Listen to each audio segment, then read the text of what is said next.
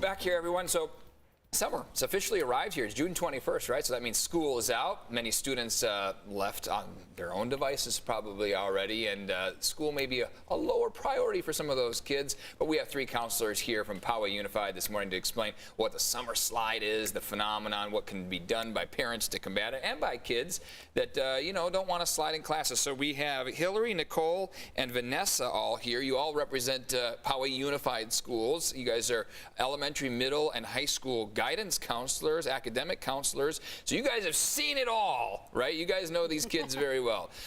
Let's start with Hillary. Let's talk to you about elementary kids. Talk a little bit about what the summer slide is, what you guys have seen, and then we can get into some tips for parents to avoid it. Yeah, well, I would just say anything coming back, obviously, from the pandemic and COVID, all of our structures and routines were uplifted. Right. And people were doing things differently. So coming back from the last school year where we were all together, where before we were half virtual, half on campus. So structures and routines are just the key vital thing for all of our students, no matter what age. Giving them a routine of what time to wake up, what kind of their daily expectations are at home or around the house. And that for middle schoolers, the routine needs to stay the same too, right? They might fight mom and dad a little bit more, want to get a little more sleep in, but come on, the middle schoolers, they need to have that routine as well, right? Absolutely. Yeah. So talk about what you have seen as a guidance counselor when in the fall when they come back from summer. Have you seen the summer slide for kids? Has that happened? I think so. I mean, honestly, too, even for adults, we have that time off, and it's a different structure, as Hillary had mentioned. Yeah. And so you're growing the skills in other areas than you might be at school. Sure. But we definitely advocate as school counselors to make sure to continue to implement that kind of learning in all areas. The academic, the social emotional, and the career and college exploration as well.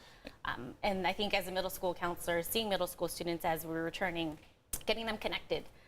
During that pandemic, they were all behind their devices, all disconnected in a different way from their peers, from other supportive adults. And so as a middle school counselor, I think keeping them connected and utilizing that time in the summer to connect them with other folks is super important. Yeah, and Vanessa, for the high school kids, they don't have time to waste, right? A lot of them got to be starting to focus on college. And so what is your advice and suggestions? I would say it's not necessarily the content that I worry about with the slide. It really is the routines. It's making sure that they are consistent, that they're waking up at the right time, the same time, Right. and that they, at this time, especially with high school, you said they don't have a lot of time to waste.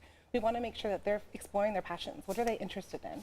Not just what looks good for college applications, but what is good for their own enrichment and for them to know what they want to do with their lives.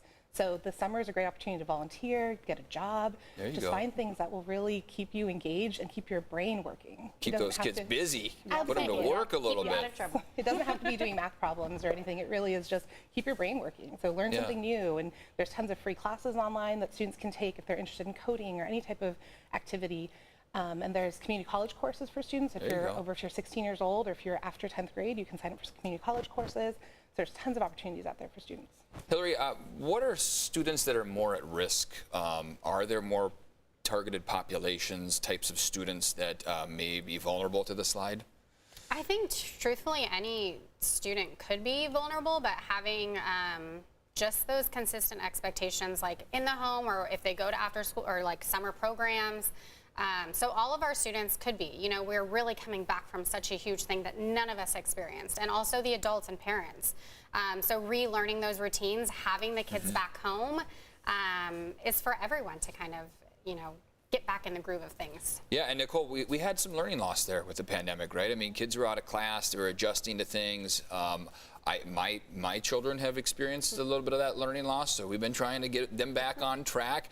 And the nice thing is there's a lot of camps, there's academic things you can be doing out there. I mean, what else would you advise if there are parents that are trying to catch the kids up? As you'd mentioned, there's definitely camps. Vanessa's mentioned there's lots of opportunities for classes and things like that.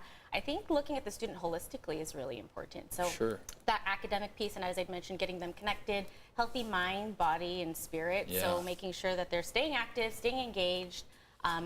There's lots of free, I think, gyms that are offering opportunities for free memberships for students and teachers as well. over the summer. And so just keeping them active, which also helps their brain development as well. And so they kind of go hand in Yeah, hand, getting connected socially as well as. You got to take care of the physical being Absolutely. too, right? I mean, talk about that, especially at the high school level. You've got to make sure you're getting in the exercise, eating right, and then also keeping the brain in tip-top shape. Absolutely. It all works together, right? Our body is a entire functioning machine, and so in order for them to really be able to perform academically and to be able to use their brains, they need to have the right food, the exercise. And I think a lot of the schools, especially if students are involved in sports, they do summer workouts. So I would definitely encourage students to get involved in their summer workouts because it's usually optional, but do them. It's something to do, and it also keeps you engaged. With awesome advice. Hillary, Nicole, Vanessa, thank you so much for coming in and sitting down and helping us, all our parents and kids, avoid that summer slide. Really appreciate it.